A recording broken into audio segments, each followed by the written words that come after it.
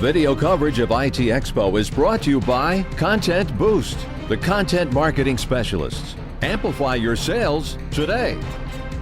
Hi, Eric Linask here at IT Expo in Miami. Talking with me on today's program is Chad Jones from Xively. Chad, great to see you. Great to see you as well, Eric. So one of the terms that's been popping up more and more, it's been very prevalent here at this week's show already, Internet of Things. Tell me, what do you see with IoT and specifically what's that doing, what's Xively doing around IoT? Right, you know, Internet of Things is an interesting term. It's everywhere. It's kind of the term du jour, if you will, for this next paradigm shift in the internet. But, you know, at Xively, we kind of feel that the Internet of Things is irrelevant. Good night. What I mean by that is that simply internet connecting something doesn't really do much for you. It gives you a little bit of interesting data, and that's great. But at Xively, we like to think of things more in a larger scope. What is the overall experience? What's the business goal that you're going to achieve by doing these things? If you start there and then work back to fill the technology into it, then you're really going to have something that transforms business.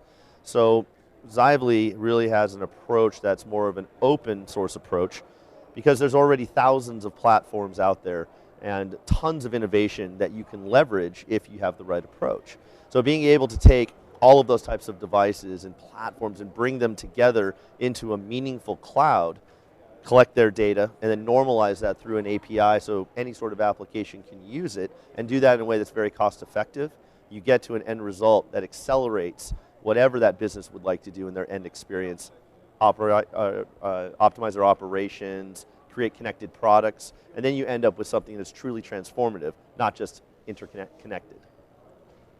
So when you talk about connecting to and deriving information from all those devices, what devices specifically are you talking about? Right, so there are the old and the new. Sure. Right? So there are, first of all, enabling platforms like comes from Atmel or Marvell or ARM. You know, we can go down the list of all of them. We happen to work with all of those, attaching different levels of sensors and things like that.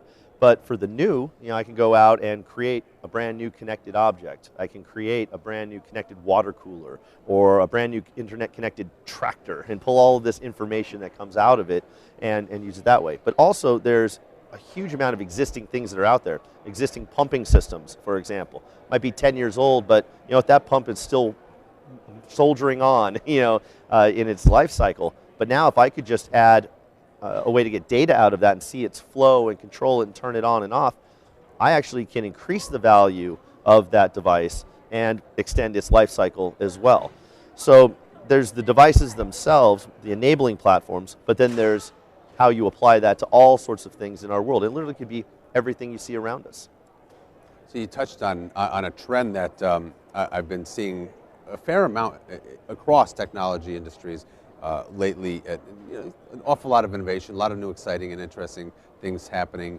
But at one point, it comes down to, well, everybody's still got all these old technologies or products that they use, devices that they've got in use, and you just can't really make the real business case for getting rid of it because it still works. Sure. So if you've got that ability to bring in the new while still leveraging old, that's the trend that I'm talking about, and that really helps increase ROI and lower TCO of all of your existing stuff.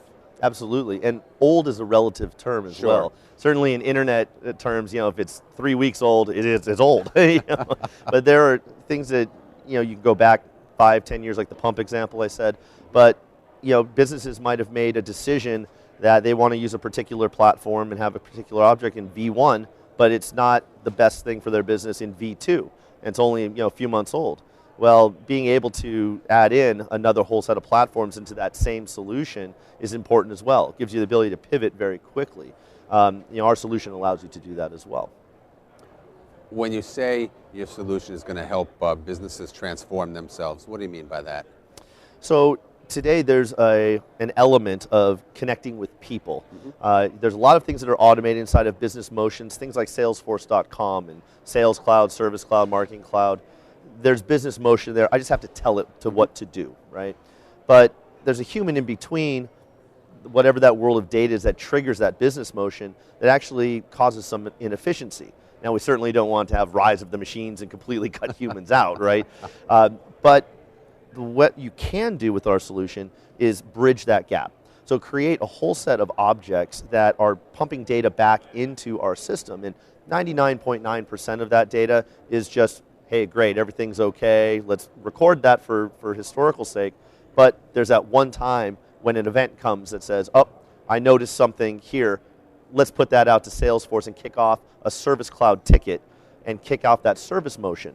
Now, the data that it can report into Service Cloud can be quite astonishing in its effects. So, I'll give you an example. We work with a biomedical company that has reagents inside of a refrigerator that they put out at Big Pharma Labs. Now, on the sales side, they know exactly who is taking out what reagent out of this biomedical refrigerator. Okay, great, I can keep the stock up, all of those sorts of things. I can see what's being used and what's not being used, because this ends up being about $500,000 worth of product in this refrigerator. But then at the same time, I'm watching what the refrigerator's actual motion is itself, what's its health status, because if a pump goes down and that fridge dies, I lose a lot of money. So if I start seeing that a chiller starts pulling more energy, but is keeping the temperature going up and up and up, then I know there's a problem. I can get on that predictively before the whole fridge goes down. But most importantly, I know that if a scientist is using a certain reagent line, well, you know what? They're probably going to do a next level of an experiment or a parallel experiment that I have an opportunity to sell them a whole other line of reagents. So now I can market to them, send them an email, but it's very targeted. They don't feel like they're being marketed to. They're like, wow, they just knew that I'm going down this next path and they're meeting my needs. So all of a sudden, that cooperative changes between the business and the end customer, and now they become a trusted member of that process. That's truly transformative. Question is, how did they know? But we'll leave that for another day. Chad, it was great having you on the program. Thanks for joining us. Video coverage of IT Expo is brought to you by Content Boost, the content marketing specialists. Amplify your sales today.